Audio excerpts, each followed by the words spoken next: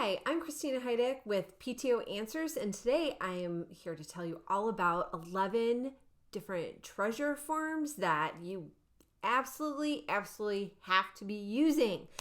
These 11 different forms are going to make your life so much easier, and I don't know how you're making do without them if you don't have them. So let's not wait to dive into them anymore.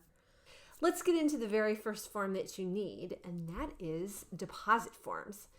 Now, I don't know about you, but I think it's really hard to keep track of money when people are just giving me checks and cash and just wads of money. And again, I think your job is like hard enough as a treasurer. You shouldn't have to be really thinking about what you have to do. And it's also a really good idea to create a paper trail with anything connected to PTO finances, because that'll be used in the annual audit. That way there's no question about whether something was given to you or not. If you insist that a deposit form is given to you with every single check or cash deposit, then there'll be no question about what line it should be noted under, what category it should be assigned to, so that the books can be kept really clean. Without them, it's pretty easy to get things mixed up, or maybe you might forget, so just insist that people fill them out and you'll be fine. So the second type of form that I truly think you need to have in your back pocket to pull out during fundraisers is a check logging form. Now, this form is required by many banks when you go to make a deposit of many checks. PTOs generally get the greatest number of checks during membership drives and also during fundraisers and maybe even events that you're putting on. So those are three different periods that I think you're going to use this form. And what the form is, it's really simple. It's nothing hard at all, but again, something you should absolutely have. So the check logger has three columns. The first column is the check number, the second column is who the check is from, and the third column is for the amount. Now this comes in really handy when you're depositing a large amount of checks at the bank, because then they can make sure that nothing is missed. A lot of times checks stick together. It's easy for them to get misplaced. So if you turn in this completed check logger with your stack of checks, then it'll be really easy to see if something's missing.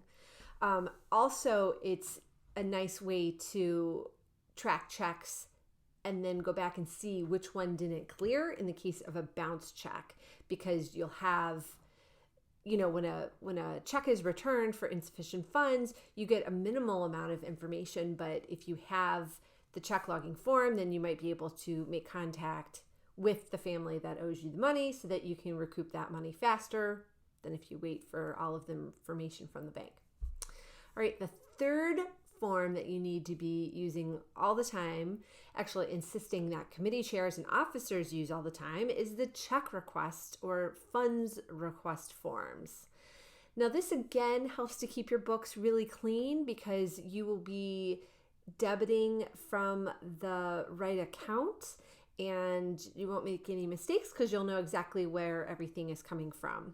Or all the funds are coming from, rather. So that one's super handy. And as an aside, this one, if you are using a check request or a payment request form all the time, and if you insist on it, then you can protect your PTO from a scam that's been popping up even more and more lately. And the scam goes a little bit like this.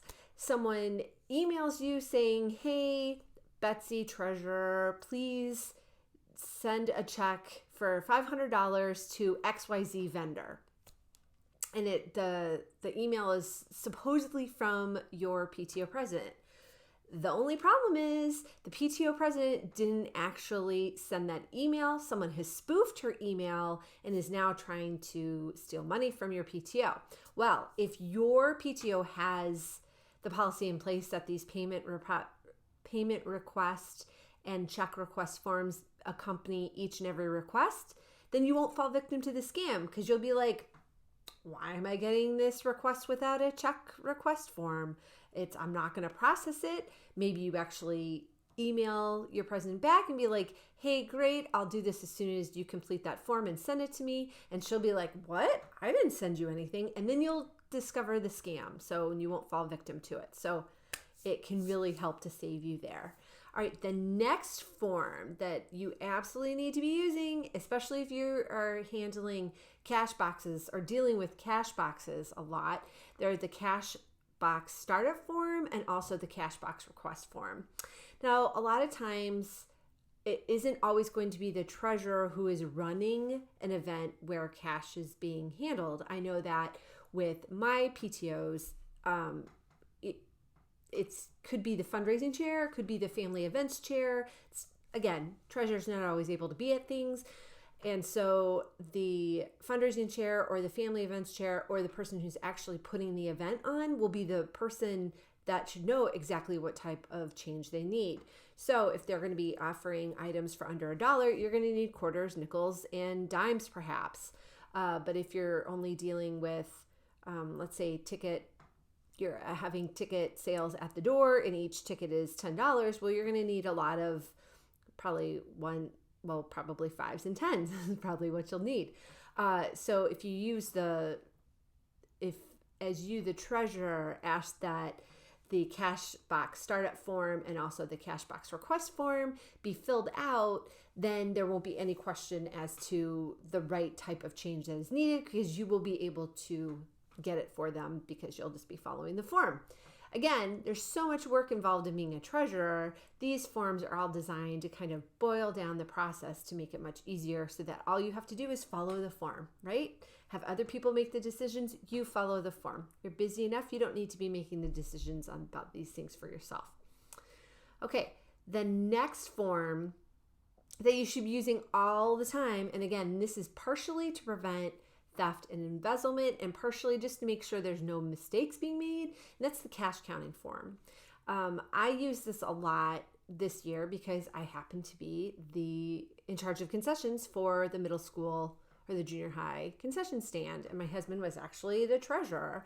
So I would fill out this form and give it to him, and it was really great because a lot of times, I think I've mentioned this before, I am not the best counter. I don't know what my problem is, but I really have a problem with numbers. And so one time he said I was off by $1 negative, I was short $1, and then the next time I was off positive $1. So apparently I'm pretty consistent, but pretty close. But these cash counting forms they really showed him where I was making the mathematical error. So it wasn't that I was taking money, I just can't count.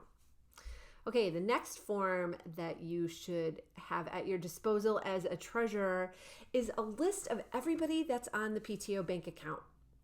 Now, as treasurer, you should absolutely not be the only person on the PTO bank account. I've talked about this before. Talked about this, I think, last week about the video that went into how to protect your PTO from theft, fraud, and embezzlement. But you should have a couple different people with access to the bank account information. At a minimum, it should be the treasurer and the president. Depending on your group's bylaws and how it's set up, you might want to have some other people on there too. But for sure, you should, as people step down from these rules and get replaced, you should be getting them off the bank account. So if you keep this list up to date, then you will know exactly who's on the bank account and who's authorized to withdraw money from the account. Okay, the next form that I think you really need as a treasurer is the password information for the bank. And I don't know about you, but when I transition into a new role, a lot of times I get information kind of in pieces, parts, and by putting all of the banking information on one page, it really helps because I don't have to search this information. So as I'm coming into a role, I have it all in one place. As I am referencing things throughout the year, it's all in one place, and it makes it really easy to find what I need without having to search, go through emails or go through text to find the right information. It's all in one place, which is so awesome. It can save time because you don't have to reset passwords and stuff like that. Okay, the next essential treasurer form is the account information sheet. Now on this sheet, you should be listing all the information that's pertinent to your PTO finances. So you're going to want to put your tax exempt number or your employer identification number. You're going to want to know your banking information, all that good stuff. So you have it right there. And by banking information, I really mean the what type of account, the account number, and maybe the hours of the bank, just in case you get a last minute request to withdraw some funds. And instead of going to the website to see if they're actually open on Saturdays, you can just flip to your handy dandy cheat sheet that you've already prepared for yourself. So those are the 11 different forms that I think every treasurer should have and be using to make their job easier.